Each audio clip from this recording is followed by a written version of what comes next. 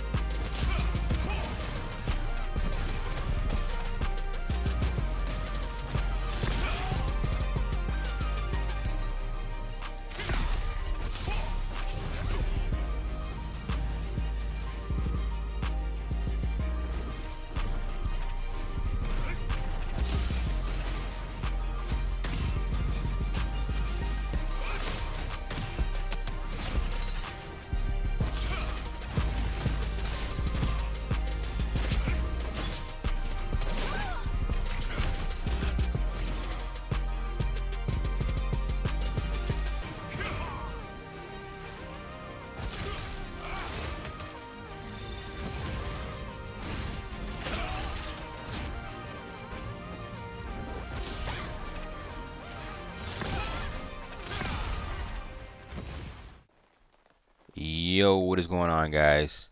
Today I'm going to show you how to play Spellblade. Mostly what I'm going to cover in this video is my gear. You've already seen some gameplay. I'm going to give you some tips on how to approach fights, mentality. The main difference between this guide is I'm going to go over a magic range set as well as a melee ranged or melee evasion based set. There's two distinct differences and two distinct playstyles that Spellblade is capable of doing. One is off meta, one is more meta. One requires a bit more skill. One still requires skill, but a little bit less of a skill entry level. But yeah, let me go ahead and hop into it, show you guys what I've been cooking up. Alright, so first I'm going to show you guys my gear. Alright, I have two different sets. My main set is my melee evasion set. My second set is my magic range set. What's new to most of you guys is my magic range set. I want to give a full disclaimer that most people will not be capable of building two sets. I actually have three, but we're just going to cover two for the sake of this video. The reason I'm able to do this is mostly because of you guys. It's the support that you have on my videos and my channel. So I have funds to spend on the game. It's only right that if you guys are supporting the YouTube channel, supporting the Twitch, that I spend the money that you provide me back into the game that you like to see. So this is why I'm able to actually feasibly create most of these sets. It is a lot of game knowledge. It still requires a lot of knowing what to do, but it is thanks to you guys. That being said, the main set that I want to focus on right now is the magic range set. This set is utilized for people that want to counter other magic range users. Now, depending on who is on your server, depending upon who you have a harder time killing, that's going to determine the set that you want to use. My magic range set currently has about 1600 magic evasion and almost 1300 ranged evasion with my daggers out. With my staff out, it's about 1590, 1220.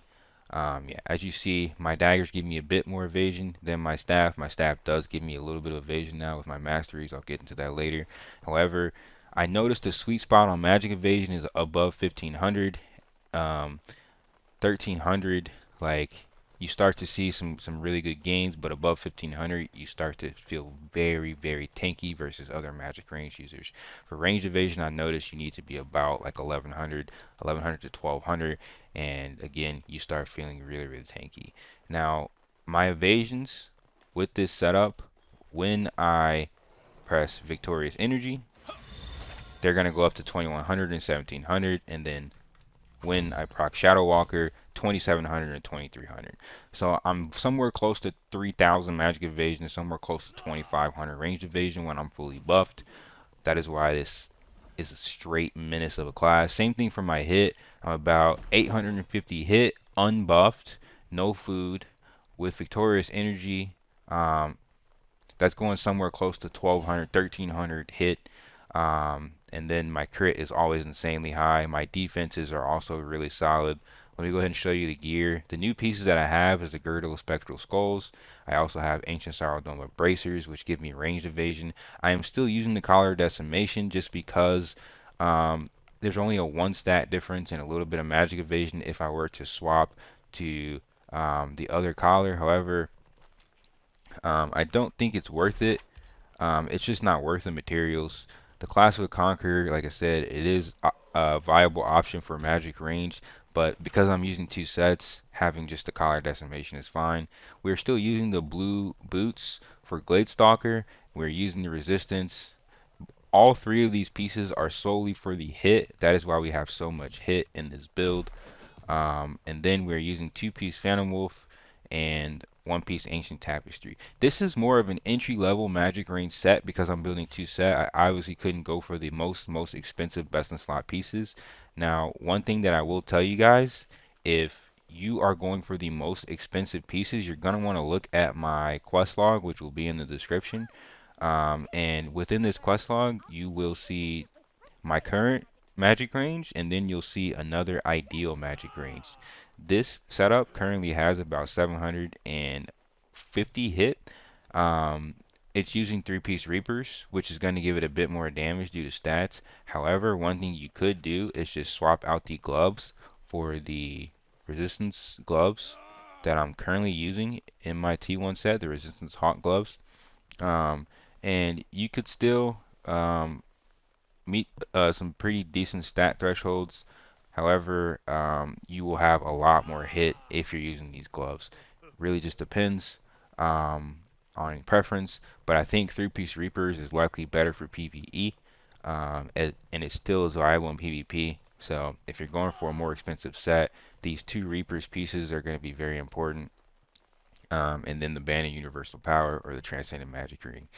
For those of you that have been asking for my build, so the skill build doesn't really change between magic range and melee. All of these skill builds work for either setup, but what you can do, I've seen a lot of people asking for my specializations. Just click into specializations, you can see, and click into masteries, and you can see the changes that I've made to my masteries are mostly based on I'm going for the evasion. I'm going for every hit node into the staff tree. This gives me an extra 100 hit, whereas previously I'd probably only have about 20 extra hit. But yeah, it's because I'm getting every hit node, I'm getting an extra 100 hit from my staff masteries, and then my dagger masteries. They're pretty much the same. Haven't really changed much here from the previous video. One thing that has changed with my staff PvP DPS build is that I am using Fireball Barrage.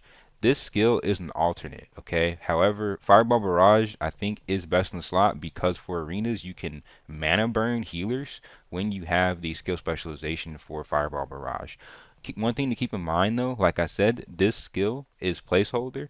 Like it can be replaced based on playstyle. So you can take Fireball Barrage and replace it with Icebound Tomb. However, I noticed Icebound Tomb missing a lot, even with Victoria's energy buff, 1200 hit. I still miss too much to depend on Icebound Tomb. When it hits, it's amazing. However, it misses a lot.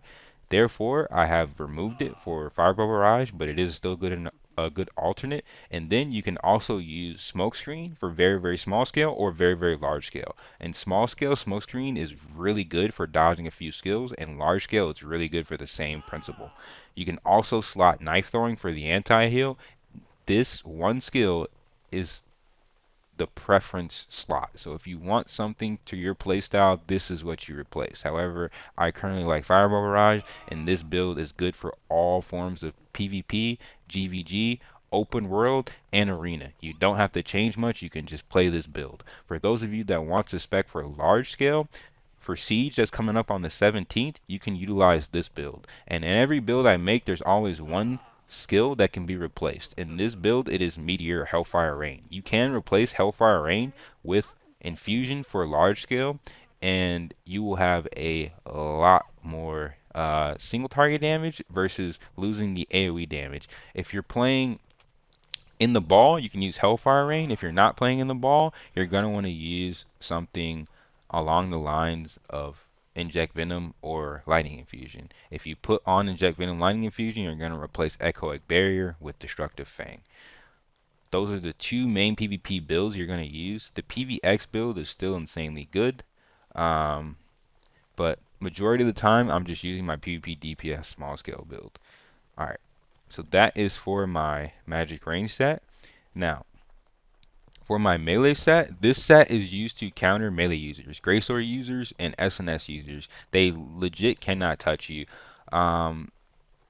This build struggles slightly against magic range, so in order to supplement that, you have to use victorious energy to raise your hit when you're fighting other range users.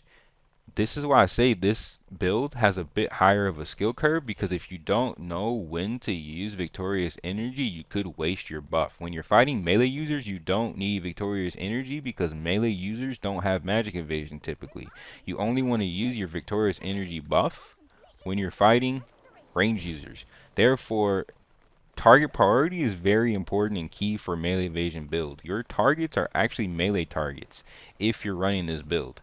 And then, like I said, when you run into the magic range user, you need to have your victorious energy buff. Otherwise, you're going to be using your melee skills because magic range users typically don't have melee evasion. This is why my skill bar is set up this way, because I have abilities to counter everyone. Alright. Once again, I want to go over my stats for my melee evasion build. So I have about 1780 with my daggers out and 1100 ranged evasion. One thing to keep in mind, Ancient Sour Domer Bracers does work in this setup, but also Bracers of the Primal King will give you more HP and more bonus damage. Both of these work, however, the Sour Domer will give you a bit more ranged evasion. It's totally preference. I do think the extra bonus damage on Bracers of the Primal King stacks very well with this build because it gives you a bit more damage. However, there you go. You guys have seen both of my sets. You've seen my skill builds. Yeah. Things that I want to show you guys is some nice to knows for PvP combos. I'm going to tell you right now that your main DPS combo, your main DPS skills in PvP is going to be Ice Spear, Judgment Lightning, Fireball. Now, when you're fighting a range user, your goal is to keep them bound so that they can't get their Shadow Walker passive. If you're fighting anyone with daggers or anyone that's just ranged in general, you want to keep them sitting still so that they can't move and that they can't get any buffs from their dagger passive. Same thing goes with if you're fighting, a bow user, a longbow staff user. You want to keep them sitting still, and ideally you want to get close to them and use Cleaving Moonlight and Brutal Incision because they won't have any melee evasion. If you're fighting a melee user, then your goal is to Ice Spear. You can Ice Spear into Fireball, do maximum DPS, maybe Infernal Fire Wave, Chain Lightning, and then you can finish with a Judgment Lightning. If you're fighting a range user, you Ice Spear, Judgment Lightning. You can Shadow Step into Cleaving Moonlight, Brutal Incision. When you fight a melee user, you don't want to Shadow Step in and use melee skills because they have melee evasion and they'll likely stun you. When you fight a melee user, when you're rotating your CC, you Ice Spear, and then after they're able to move, you Shadow Escape, but you instant Shadow Escape out. That way, you don't get stunned. You're only using Shadow Escape for the bind when you're fighting a melee user. So what some of these combos will look like in actuality, let's say Ice Spear, Judgment Lightning, Shadow, Cleaving Moonlight, Brutal Incision, Shadow Escape out. Very standard combo. Now, one thing that I want to tell you guys is that when you're fighting melee users, you can get really tricky with your Shadow Escape and your Frost Smokescreen. So let's say that I'm in arena and I'm getting chased down by a melee user. One thing that I can do is Shadow Step in, or I'm getting chased down by a melee user, but I'm still trying to aim at my preferred target, right? Like, let's say I Shadow Step in. You can Frost Smokescreen to the left, and then when they bait and they follow you, they take the bait. You can Shadow Step back to your location and completely juice them.